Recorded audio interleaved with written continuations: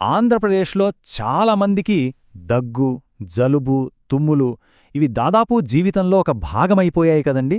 దీర్ఘకాలికంగా చాలామందిని వేధిస్తూనే ఉంటాయి. కానీ నిజంగా ఇది ఇలాగే ఉండాలా? ఒకవేళ మన అలర్జీలకు అసలైన మందు ఎక్కడో హాస్పిటల్స్లోనో మందుల షాపులోనో కాకుండా మన వంటింట్లోనే, మన పోపుల డబ్బాలోనే ఉందని తెలిస్తే ఎలా ఉంటుంది? అవును, మనమిప్పుడు ప్రిసైజ్లీ అదే తెలుసుకోబోతున్నాం.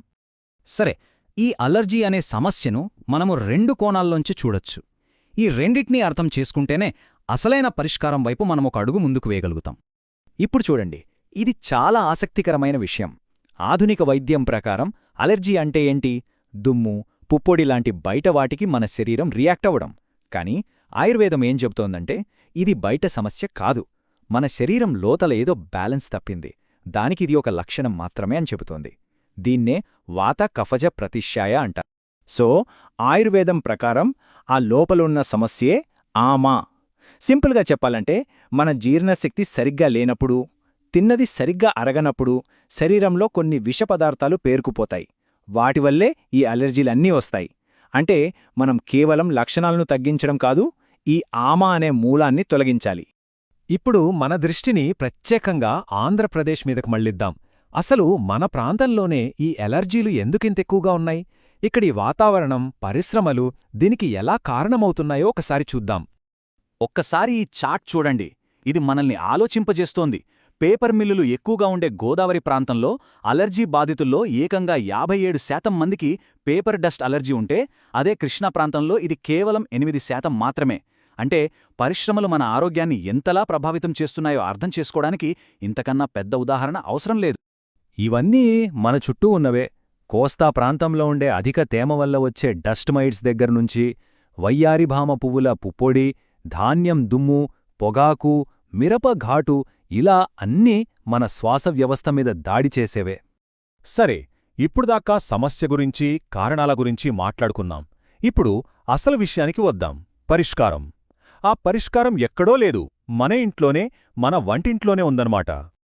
అవును, ఈ విశ్లేషణలో మనం చెప్పబోయే ముఖ్య సూత్రం ఇదే. దీర్ఘకాలిక సమస్యలకు శాశ్వత పరిష్కారాలు ఎక్కడో ఉండవు.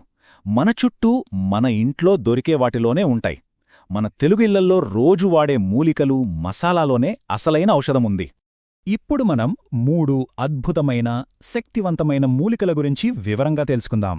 ఇవి మనల్ని అలర్జీల నుంచి కాపాడే మొదటి రక్షణ కవచంలా పనిచేస్తాయి.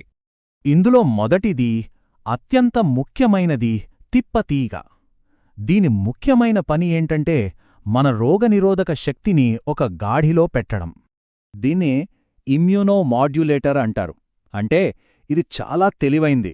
మన ఇమ్యూన్ సిస్టమ్ ఎలర్జీల వల్ల ఓవర్ రియాక్ట్ అవుతుంటే దాన్ని శాంతపరుస్తుంది. అదే సమయంలో మన శరీరం బలహీనంగా ఉంటే దానికి శక్తినిచ్చి రోగాలతో పోరాడేలా చేస్తుంది. మామూలు మందుల్లా కేవలం లక్షణాలను అంచివేయదు. మరి దీన్ని ఎలా వాడాలి? చాలా సులభం. ఈ కషాయాన్ని తయారు చేసుకుని ప్రతిరోజూ ఉదయం పరగడుపున వెచ్చగా తాగితే చాలు. ఇది శరీరంలో పేరుకుపోయిన ఆమను బయటకు పంపించి రోజంతా మనల్ని ఒక కవచంలా కాపాడుతుంది. ఇక రెండవది పసుపు. మనందరికీ తెలిసిందే, ప్రతిరోజూ వంటల్లో వాడతాం. కాని దాని పూర్తి ఔషధ గుణాన్ని మనం నిజంగా వాడుకుంటున్నామా? ఒక్క క్షణం ఆలోచించండి. మనం కూరల్లో చిటికెడు వేసే పసుపుతో దాని పూర్తి ప్రయోజనం మన శరీరానికి అందుతోందా? దీని వెనుక ఒక చిన్న రహస్యముంది. ఇది చూడండి, 2000%. నమ్మశక్యంగా లేదు కదా? పసుపులో ఉండే కుర్కుమిన్ అనే శక్తివంతమైన పదార్థాన్ని మన శరీరం పూర్తిగా గ్రహించాలంటే దానికి మిరియాల తోడు కావాలి. మిరియాలు కలపడం వల్ల దాని శోషణ 2000% పెరుగుతుందట. కాబట్టి మనం గుర్తుపెట్టుకోవాల్సిన సింపుల్ టెక్నిక్ ఏంటంటే, పసుపు వాడినప్పుడల్లా దాంతోపాటు చిటికెడు మిరియాల పొడి, ఇంకా కొద్దిగా నెయ్యి లేదా నూనె కలపాలి. మన పాతతరం వంట పద్ధతుల్లో ఈ సైన్స్ ఎప్పటినుంచో ఇమిడి ఉంది. ఇది దాదాపు ప్రతి ఇంట్లో ఎదురయ్యే సమస్య. ముఖ్యంగా చిన్నపిల్లలకి ఛాతీలో కఫం పేరుకుపోవడం. దీనికోసం కూడా మన వంటింట్లోనే ఒక అద్భుతమైన, సురక్షితమైన చిట్కా ఉంది. అదే మన 3వ మూలిక. అదే వాము మూట. వాముని కొద్దిగా వేయించి ఒక శుభ్రమైన బట్టలో మూటగట్టి ఆ వెచ్చటి మూటతో ఛాతీమీద, వీపు మీద మెల్లగా కాపడం పెట్టాలి. దాని వేడికి, దాని నుండి వచ్చే ఆవిరికి ఛాతీలో పేరుకుపోయిన కఫం కరిగిపోతుంది. ఇది పిల్లలకు ఎంతో సురక్షితమైన పద్ధతి. ఇప్పుడు కేవలం మూలికల గురించే కాదు, అసలు ఆహారమే ఒక ఔషధం అనే ఒక గొప్ప తత్వం గురించి మాట్లాడుకుందాం. మన పెద్దవాళ్లు ఎప్పుడూ చెప్పే మాటిది, పథ్యం చెయ్యాలి అని. మన సంప్రదాయంలో ఆహారమే ఔషధం.